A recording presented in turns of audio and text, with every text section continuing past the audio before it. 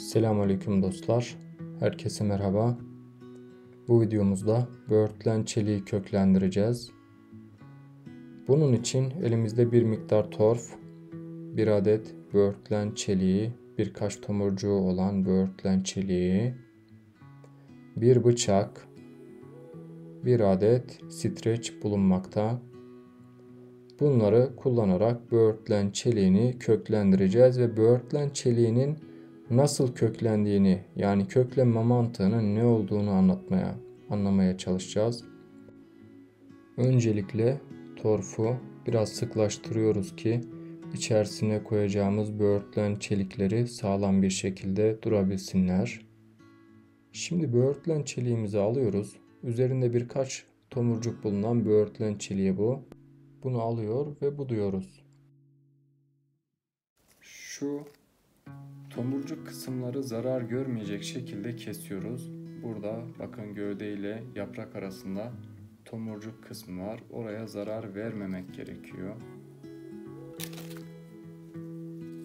Keskin bir bıçakla kesmemiz daha verimli sonuç almamıza neden oluyor. Çünkü bıçağın kestiği yerden nematodlar bulaşarak bitkiye zarar veriyor.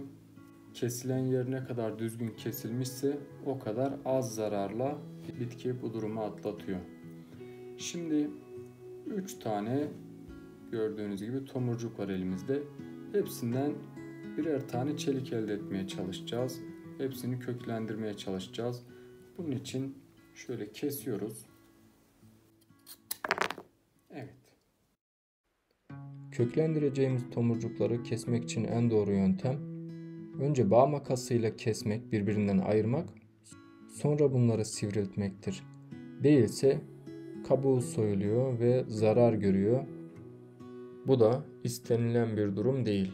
Çünkü bitkinin yaralanmasına ve su kaybetmesine neden oluyor. Uçları bu şekilde düzeltirsek zarar görmeyecektir. İnternette şöyle bir yöntem gördüm, dış kabuğunu soymak şeklinde. Ama bunun işe yaradığından emin değilim. Çünkü kavanozda eğer takip edebilirsek köklenme tomurcuğun etrafından gerçekleşecek. Bunu takip edebilmek için de cam kavanoz içerisinde görebileceğimiz şekilde dikiyoruz. Çelikleri torfun içerisine bu şekilde dikmek suretiyle onları gözlemleme imkanına sahip olacağız. Torfumuz biraz az olmuş. Onu biraz daha artırmamız gerekiyor. Üçüncü çeliğimizi dikelim ve sağlamlaştıralım. Köklendirmede başarılı sonuç elde etmenin püf noktası çeliklerin nemli ortamda bulunmasıdır. Kuru havaya göre çok daha iyi kökleniyorlar ve iyi gelişiyorlar. Biz bunu sağlamak için kavanozun ağzını bir streçle kapatacağız. Böylelikle içeride nemli bir ortam oluşacak ve çelikler kurumayacak.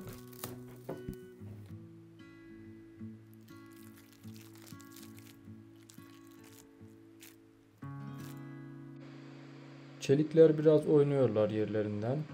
Ancak ben kavanozu hareket etmeyeceği bir yere koyacağımdan dolayı herhangi bir problem olacağını zannetmiyorum. Bu şekilde çeliklerin köklenmelerini takip edeceğiz. Yaklaşık 40 gün sonra kavanozun içerisinde köklenmeye bıraktığımız böğürtlenlerin son hali. Karanlık ortamda oldukları için köklenme gerçekleşti. Eğer ışık alırsa köklenme gerçekleşmiyor. Işık olduğunda bu tomurcuklar yapraklara doğru meylediyor.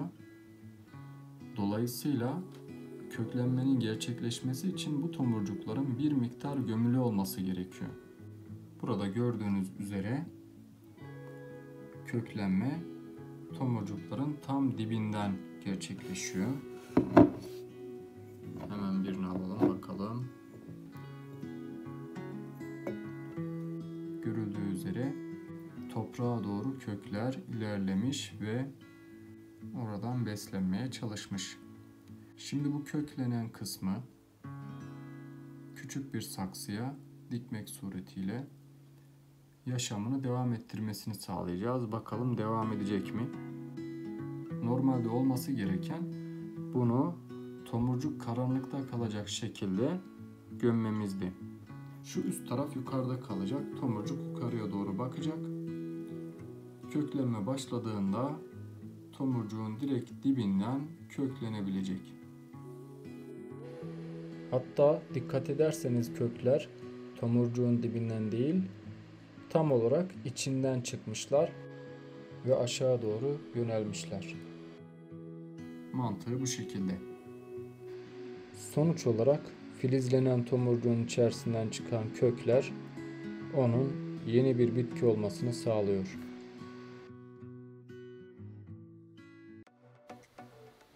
Elimdeymişken doğru yöntemi de göstereyim dedim. Bunlar 15 gün önce diktiğim böğürtlen çelikleri. Bakalım bu süre zarfında ne kadar mesafe kat etmişler. Bakın hepsini torfun içerisine gömdüm. Ben torf perlit karışımı kullanmıştım. Toprakta kullanabiliriz. Torfun daha iyi sonuçlar verdiği söyleniyordu. Bakın köklenme başlamış. Görüldüğü üzere şöyle torfunu biraz indirdikten sonra beyaz kökler daha iyi görünecektir. Kökler görünüyor. Boyutunu görmeniz açısından viyolun üzerine koyayım. Viyole sığacak şekilde ayarlıyoruz boyutunu. Sonra bıçakla uçları düzeltip bu şekilde toprağa ya da torfa gömüyoruz. Bu şekilde yüksek oranda köklendirme başarısı yakalayabiliriz. Son olarak Pratik Bahçe Bilgileri kanalına abone olursanız sevinirim. Herkese başarılar. Görüşmek üzere.